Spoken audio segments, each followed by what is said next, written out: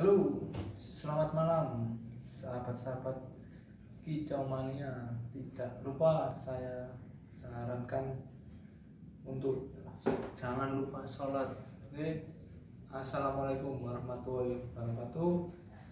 Hari ini hari Sabtu. Di hari Sabtu ini kita mau membahas tentang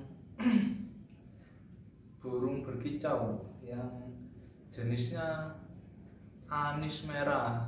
Nah, anis merah ini yang dulu pernah saya rawat itu ada duka, keluh kesahnya, ada duka, ada senang, juga ada macam-macam ya.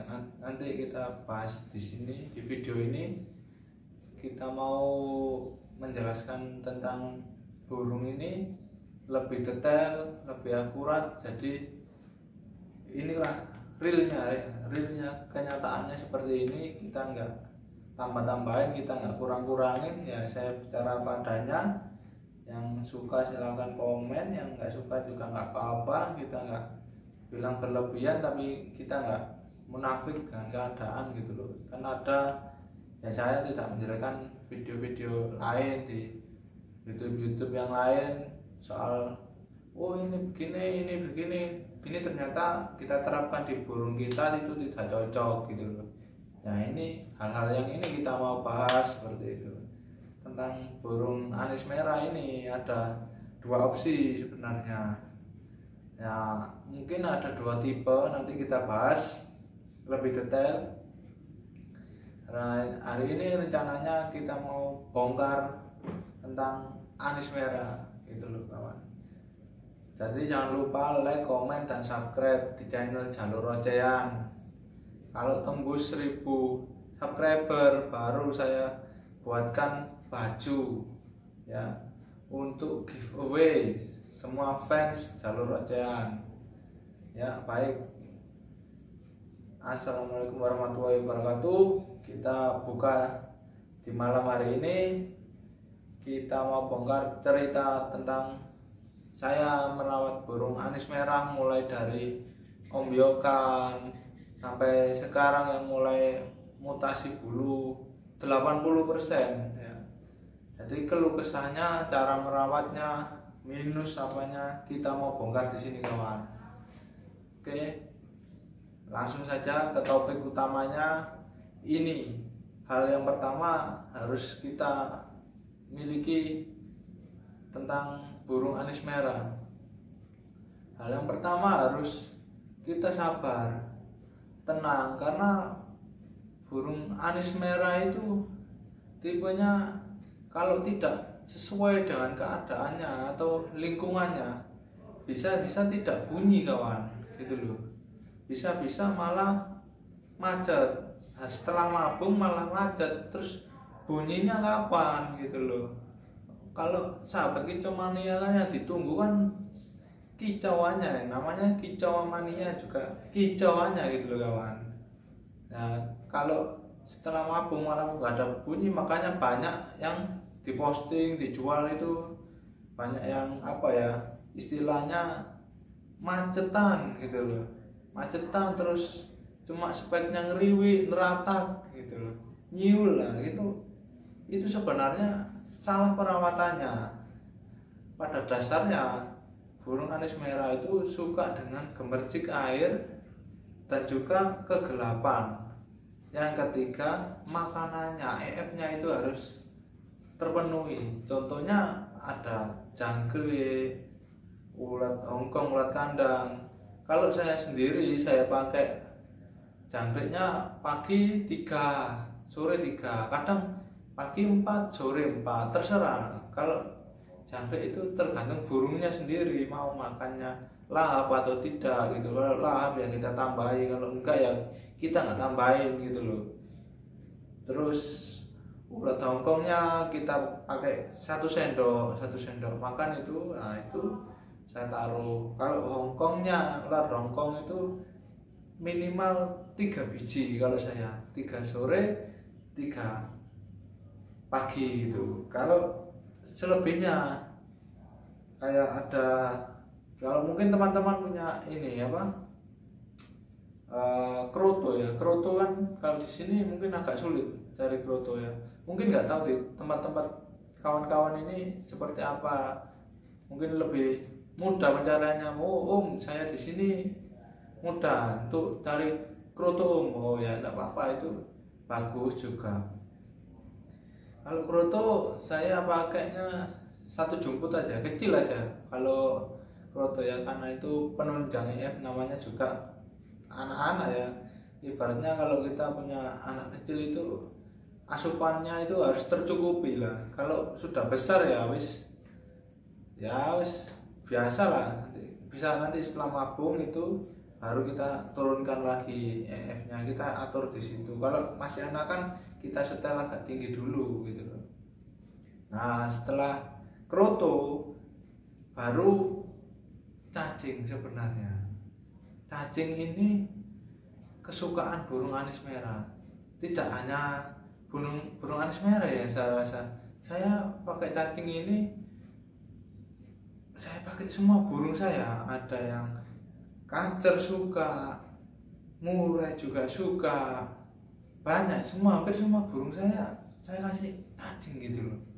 Kalau mungkin kita lihat di alamnya ya, mungkin berbeda tipe, berbeda. Kalau anis merah, jenis anis merah, anis kembang, anis cendana, anis macan dan sebagainya, itu makanannya memang cacing karena burungnya tipe bawah dan setengah atas begitu.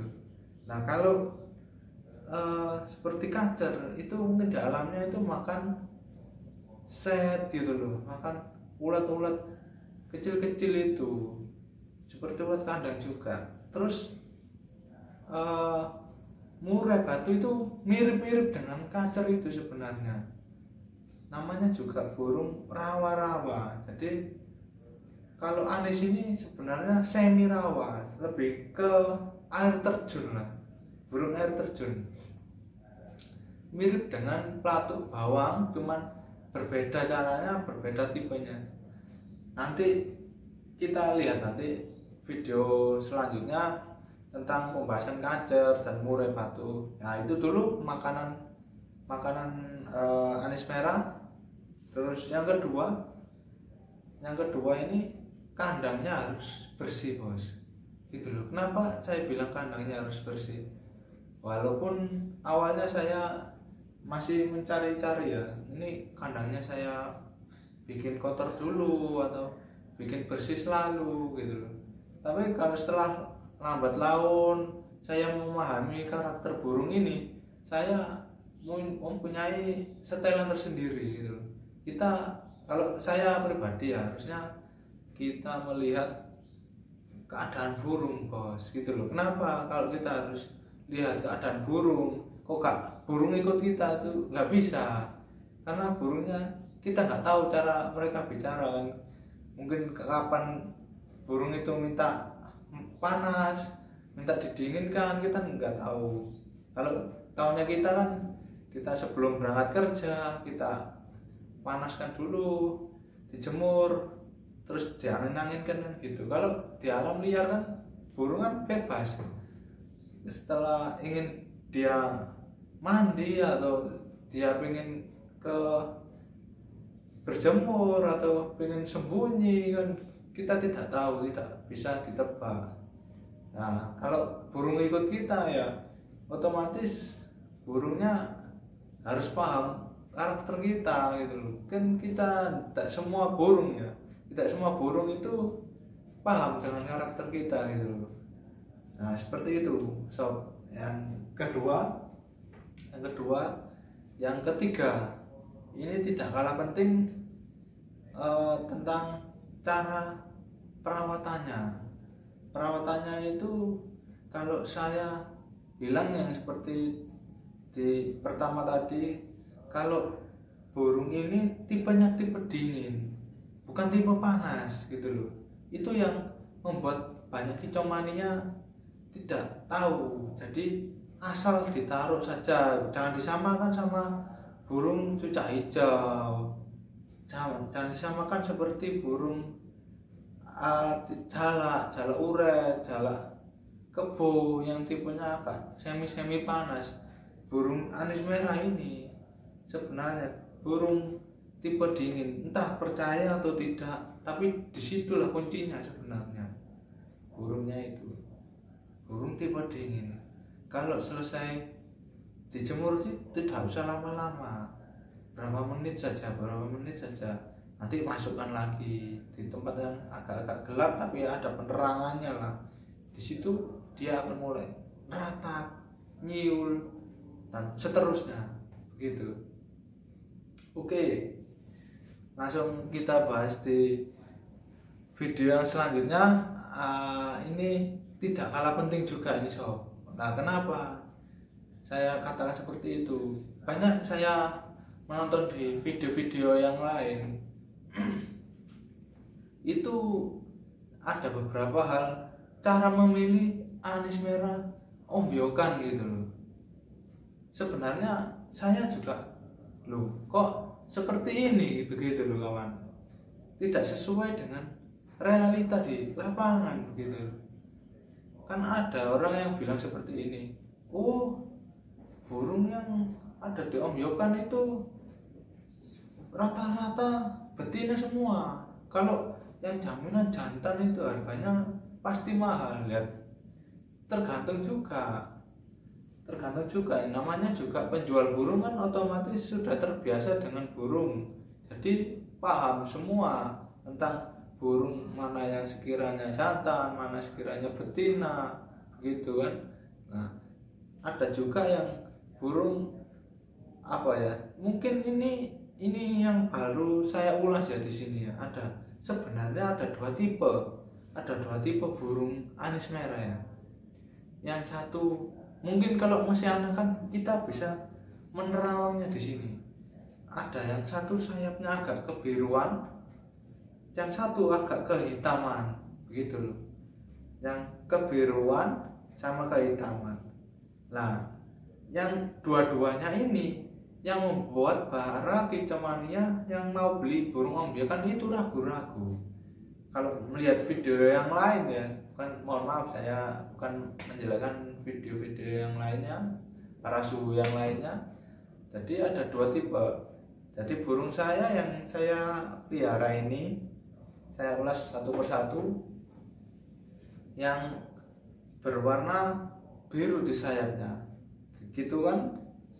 Saya lihat di beberapa video yang lain itu katanya kalau burung di sayap di belakang punggung itu beberapa helai itu ada kekuningannya, itu betina, begitu loh.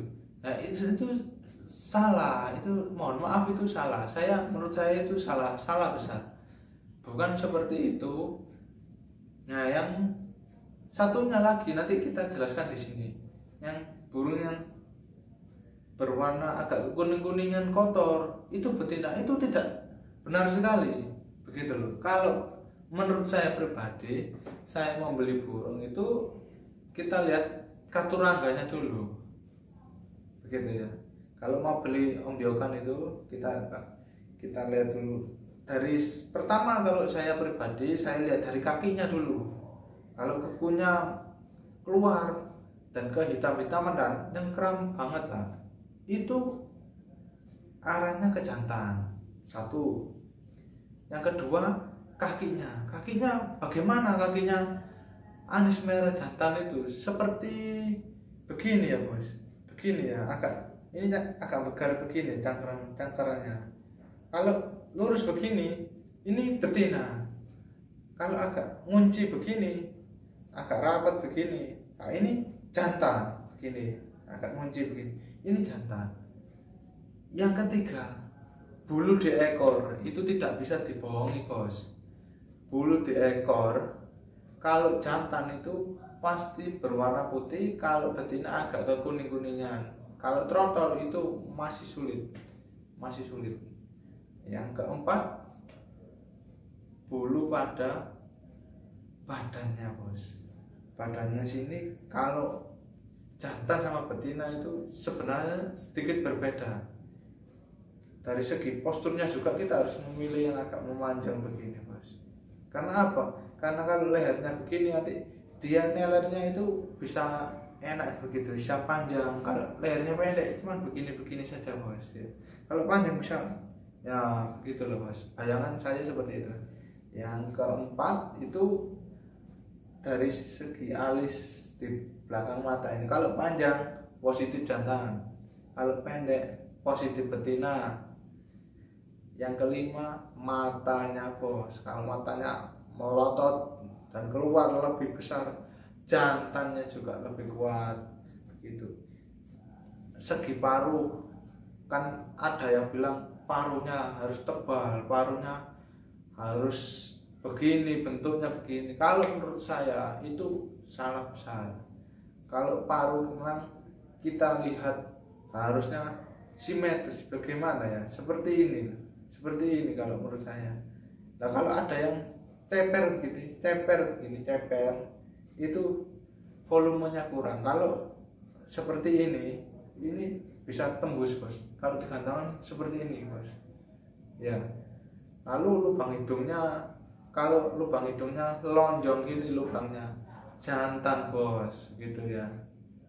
Terus kalau di atas kepalanya itu kita lihat agak apa ya, rata-rata burung kalau jantan kalau agak apa. Kalau murai betina juga agak apa. Ini kita tidak bahas burung murai dulu ya, ini burung anis merah dulu kita bahas. Seperti itu bos. Jadi kalau melihat dari bulu pada belakang sayapnya itu menurut saya itu, mohon maaf, itu salah besar. Kalau ini ada dua tipe sebenarnya burung anis merah itu. Kalau di daerah Jawa, Jawa Timur, entah Jawa Barat itu rata-rata anakannya bulunya kebiru-biruan, biru ke hitam-hitaman gitu loh bos. Kalau agak neyeng itu betina bos. Nah kalau kita geser lagi ke arah Bali, nah ini yang tipe kedua, anis merahnya agak ketayang-tayangan dan bulunya hitam, itu bukan betina bos. Jadi kalau di Bali, makanya banyak orang yang bilang itu bulu sayapnya harus hitam. Itu benar, memang ada dua, burung anis merah itu ada dua, ada yang tipe Jawa dan tipe Bali begitu ya. Seperti kayak apa ya, kayak murai batu dari Sumatera sama Kalimantan kan pasti berbeda bos. Kalau Kalimantan kan agak ke kembung-kembungan, kalau Sumatera kan non gembung begitu, yang lainnya seperti itu. Nah begitu juga burung anis merah ini ada dua tipe. Nah yang satunya ini yang agak ke hitam-hitam tayeng itu memang benar, itu memang jantan. Kalau sayapnya memang harus hitam pekat begitu loh, memang harus hitam pekat, cuman posturnya nggak besar, agak kecil begitu. Itu memang benar, itu memang jantan, 100% jantan ya. Selain dari lihat bulu yang itu harusnya memang saya tidak punya burungnya di sini, tidak punya, jadi saya tidak bisa menjelaskan. Tapi dari video ini pemirsa bisa mengolahnya sendiri lah nanti ya, bisa mengira-ngiranya kan. Antara oh ini jadi seperti ini yang dimaksud masih, jadi yang ini juga yang benar juga yang dimaksud masih gitu. Jadi ya ini sekarang kita bahas yang hitam dulu, hitam ke coklat-coklatan tayeng tapi sayapnya hitam semua pekat gitu ya. Itu jantan, itu emang pengambilannya dari arah Bali begitu bos. Itu ternakannya yang sebenarnya yang bagus itu anis merah dari terah Bali sebenarnya, tapi di Jawa juga tidak kalah bagus. Cuman burung bagus atau tidaknya tergantung perawatannya bos begitu bos. Kalau perawatannya burung bagus, perawatannya buruk ya mohon maaf gitu loh. Jadi burung yang ikutnya juga buruk. Nah, kalau burung yang biasa tapi kita perawatannya maksimal, insya Allah bagus bos, insya Allah mantap bos nanti hasilnya begitu loh. Jadi ikuti tips dan trik saya itu, insya Allah tidak ada kesalahan di sana. Jadi setelah kita bahas yang burung yang agak ke coklat-coklatan itu, jadi itu juga jantan. Nah, selain kita lihat dari tadi kaki, bentuk kakinya, cakar, terus bulu di ekor, bulu di punggung, bulu di sayap, bulu mata, kepala, terus paru, cucuk itu, lubang paru, gitu kan. Banyak. Jadi kita tidak bisa hanya melihat dari satu sisi. Lihat, oh ini burungnya ini agak nenek, ini betina. Nah, tidak seperti itu. Kita punya kategori masing-masing begitu loh. Jadi seperti itulah klarifikasi saya tentang perawatan burung anis merah. Juga ada yang bertanya, oh ini jantan apa betina seperti ini ya. Ada dua tipe sebenarnya. Ya ini kita bahas di sini gitu loh. Biar para kicomania yang mau beli burung membiarkan tidak salah dan juga tidak saling menyalahkan di video yang lainnya. Jadi kita kupas tuntas di sini gitu. Mungkin ada tambah lagi suka dukanya kalau merawat anis merah selama saya beli ombyokan ini, ya harus sabar. Intinya pegang anis merah itu harus sabar. Kadang kalau sudah bunyi itu enak, kalau macet itu kan kadang agak lama. Sebenarnya kalau burung anis merah macet itu dari para mentor saya ini kan, burungnya harus ditaruh di gemercik air. Entah kalau tidak punya gemercik air